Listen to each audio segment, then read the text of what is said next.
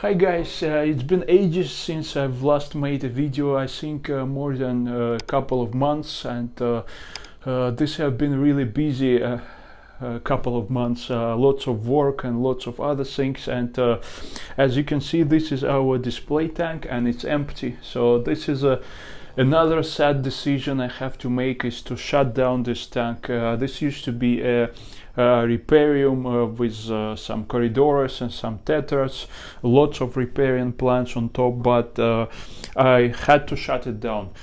First reason is that I need to save on energy bills. We live in the UK. We're experiencing an incredible energy cost rise, and this tank was actually fairly energy hungry, so it had quite a few filters on it, 2 canister filters, 1 wave maker, 4 lamps, and a heater. And even just to make water changes on this tank, I actually had to heat up water a bit, so I had to use warm water, which is also consuming energy. So in the end, that was a hard decision to make, but that's probably a right decision. We are also planning to move houses in the following 3 or 4 months time, and there's no way I can actually relocate with this tank because it weighs so much and it's almost unliftable.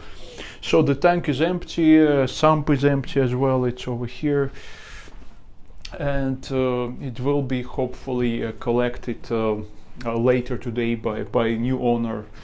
Some of the fish from this tank I have already rehomed, and some of them I'll show you in a moment. They're in a temporary holding tank, just waiting for anyone interested to rehome them. And yeah, basically I've had this tank for quite a while. I used to keep here altums and discus and lots of other fish, and it's a great tank actually. The cabinet is not so good, but the tank is great. So yeah, but it had to be done. So these are the fish that are left from that tank. There is a group of brochis, splendens, some serpotetras, and 1 bristlenose, super red bristlenose pleco. And if you're somewhere in Scotland or in the north of England and you would like to get this really chunky and healthy brochis, do send me a message because they're still available. And these are wild caught Peruvian brochis, really great quality. So really sad decision for me to sell them, but there is no other choice. I can't keep them in this tiny small tank. This is actually a temporary holding tank, as you can see, and they can stay here for a while, but definitely not long term. And they're fairly large fish and very colorful and active. So we're done with bad news, and now some good news. This is a tank that I'm not going to shut down. I'm going to keep this tank. This is a Riparium which is in our bedroom. I've actually done some rescaping on this tank. I didn't film it because I've done it in small bits and pieces.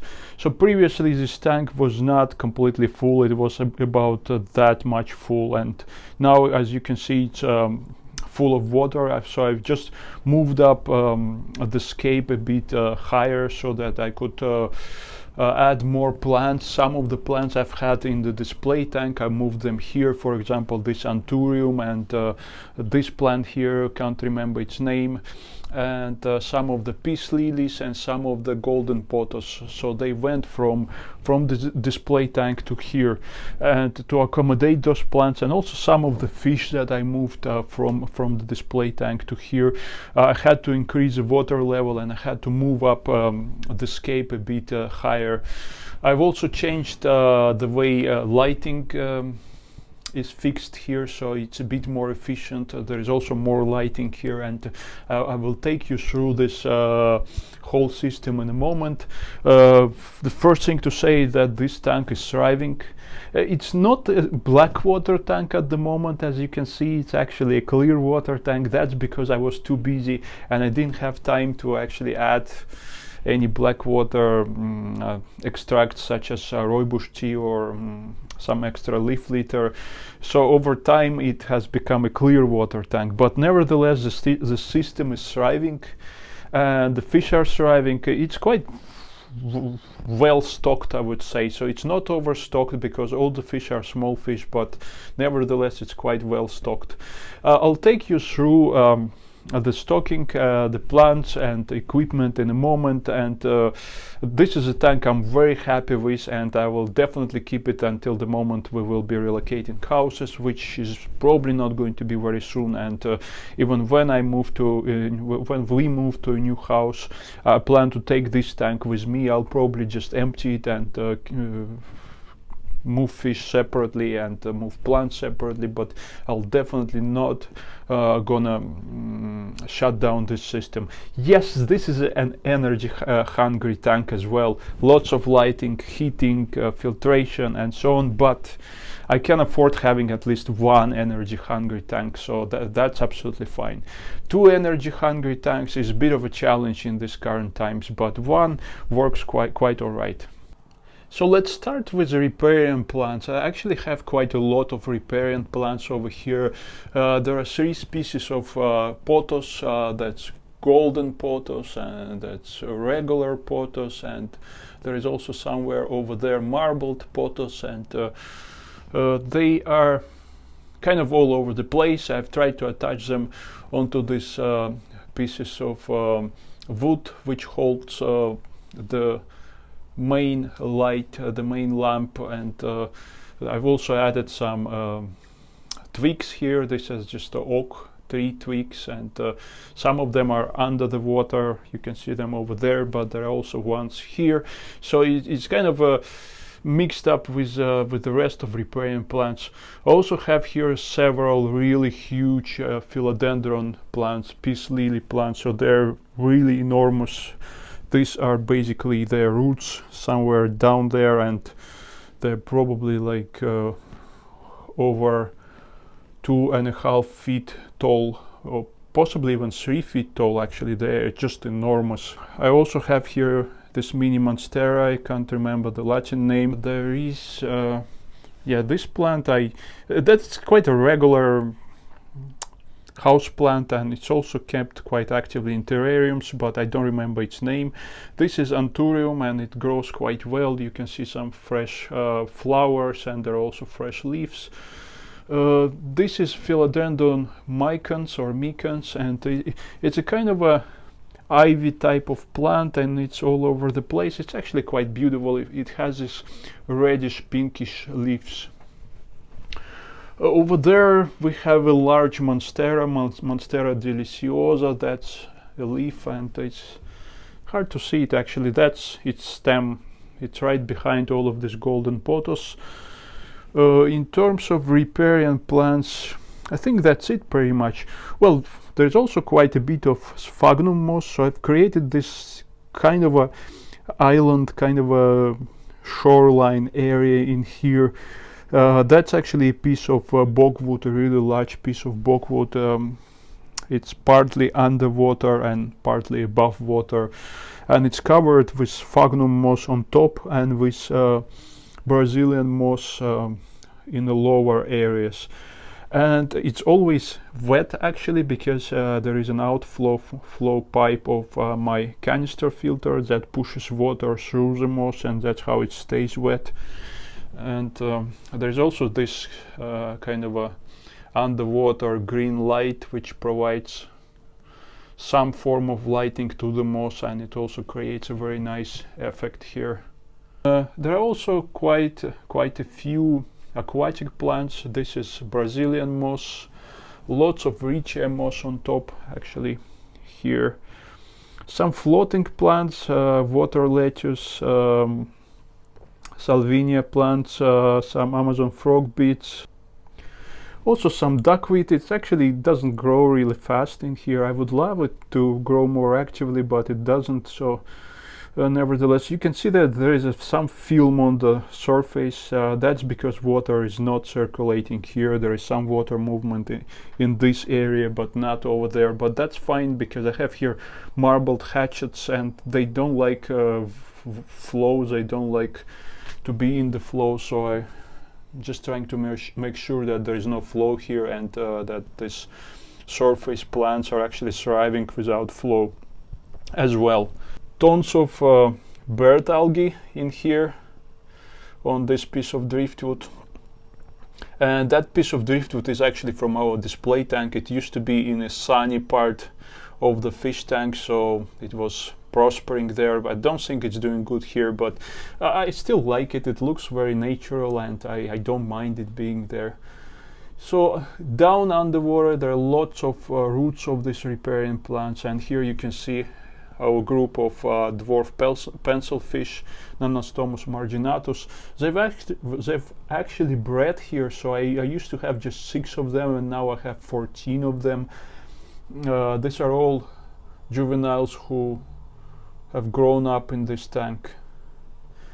We also have here 2 species of Corydoras. You can see Corydoras duplicareus. They are breeding as well. Actually, these are their eggs. They lay eggs on the glass regularly. And there is also a group of Corydoras CW28. It's really hard to see them. They're really shy and nocturnal. You could probably see them just far in the back. There's 6 of them. In terms of other fish, I have here some cardinal tetras and some neon tetras, 2 marbled hatchets, and I think 3 Otocinclus catfish. So it's not particularly overstocked, but there's quite a lot of small fish in here. They're all hiding at the moment because they're a bit scared, but I'll feed them a bit later and you would be able to see them. You probably remember that previously I used to have lots of leaf litter on the bottom of the tank, and I had really dense leaf litter bed, but that's not the case anymore because I'm quite lazy, to be honest. So I don't have time to maintain leaf litter bed, because normally you would need to make sure that it's healthy, you need to replenish it, you need to remove decaying leaf litter, and I had no time for that. So it's just plain sand, river sand, and there are some twigs, and there are some also alder cones on the bottom, and lots of pieces of driftwood. It looks very natural, and that's what I love about it.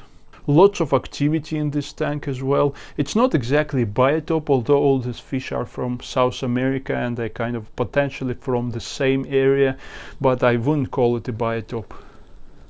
So now about equipment. I've got here quite a collection of lamps actually, and half of those lamps are not aquarium lamps, to be honest.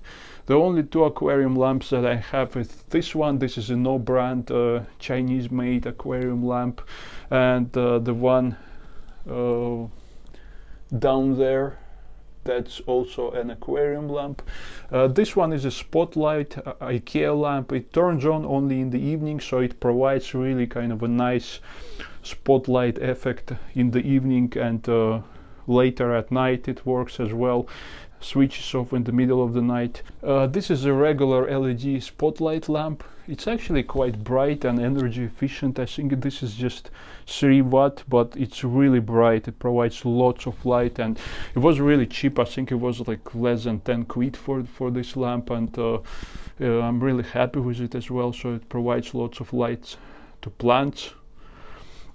I have here a heater because all of these fish, they're basically worms loving fish, and I have a heater in the back somewhere here, and I have an Rehoming Eco Plus. I think it's a 250 model canister filter. It's filled up only with sponges of different grade, so it works mostly for mechanical filtration. Well, it certainly does some biological filtration as well, because there should be some bacteria living in that filter, but I keep it there primarily for mechanical filtration, because all of these plants, they provide more than enough of biological filtration. I don't need any extra biological filtration. The other piece of equipment I have here is an automatic spraying system. Here it is, this one. This is a control panel. This is actually for terrariums to spray some mist over the plants, and I find that especially in winter this room might get a bit dry, so the plants will appreciate some extra spraying. And the spray bars, you can see them in the back. They just The other one is really hard to show you. Somewhere there in the back there's two of them. So it sprays every hour for 20 seconds some fresh filtered water, which I keep in this can here, and half of this can usually lasts for like 2 or 3 weeks, so it doesn't consume too much water as well. But it's a very useful thing if you have a riparium, because it helps to keep the plants moistured, and it helps to keep them kind of fresh, although I know they have their roots underwater, so you would expect them to get enough moisture from the fish tank, but it's still great to have their leaves wet and to make sure that there's no parasites dwelling on their leaves, because if they're completely dry, there is a chance that parasites will start breeding on them. But if they're kind of always moisture, there are less opportunities for parasites to survive there. So basically that's it about this tank. I'll show you a feeding video in a moment.